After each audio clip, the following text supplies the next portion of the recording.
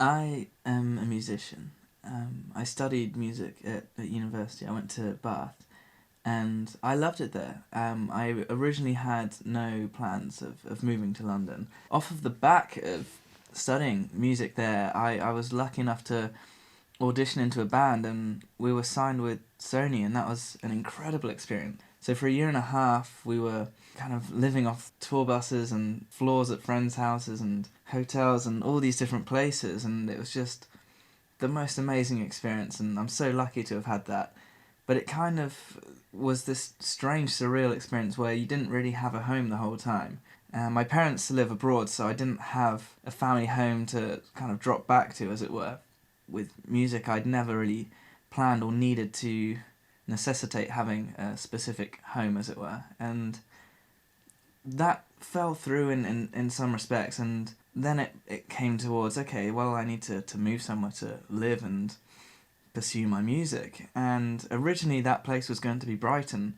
That fell through in the end, and so I thought, well, okay, let's reconsider options. And I went travelling around Italy with a good friend of mine from university, and while I was out there I got a message from a very good friend of mine who's currently my flatmate, and he basically said, I know you were looking at moving into London and I've got a friend who's actually got a room going.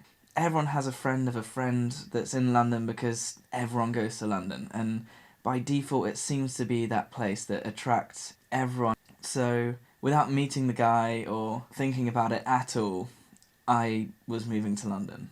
And there was a huge excitement, the buzz of being in the centre of not just the music industry but all industries. It was where there was this huge, vibrant, young scene, and that was very attractive. So I moved, and I didn't have a job lined up. I had this move-in date with this stranger I'd never met in a place I'd never been to, and I just went for it.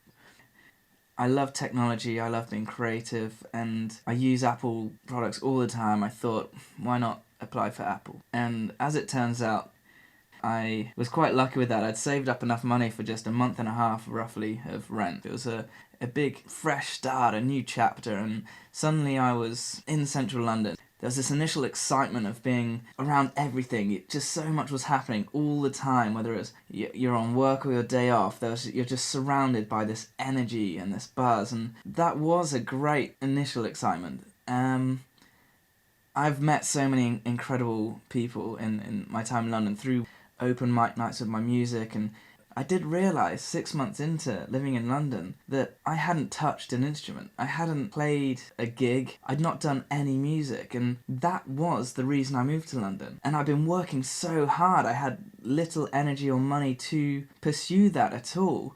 And it was only after that period of time that I realised I'd not been pushing that, and that's what I really should be doing. And suddenly that the balance was a bit kind of in question.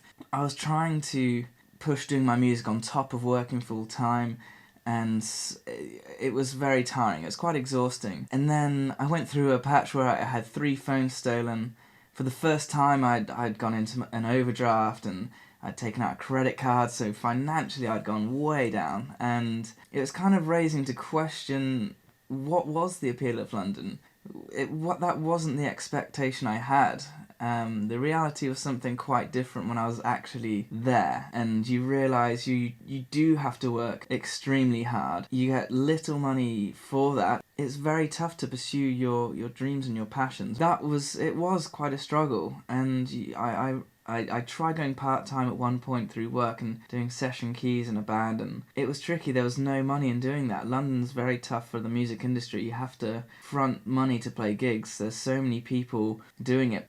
You just come out of it and you're out of pocket, out of energy, and you're not really there doing what you were planning on being there for. And that was challenging. At the same time, I fell in love in London. I met a girl on a random night out, and suddenly my life has changed.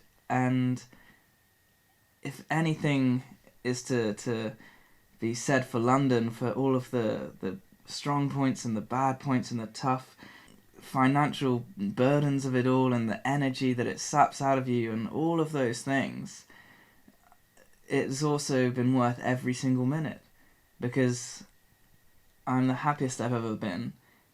I think for me, because I've tasted the music being the forefront side of it, I'm not going to give up on that dream, and whether that takes me back outside of London and back here again, then so be it.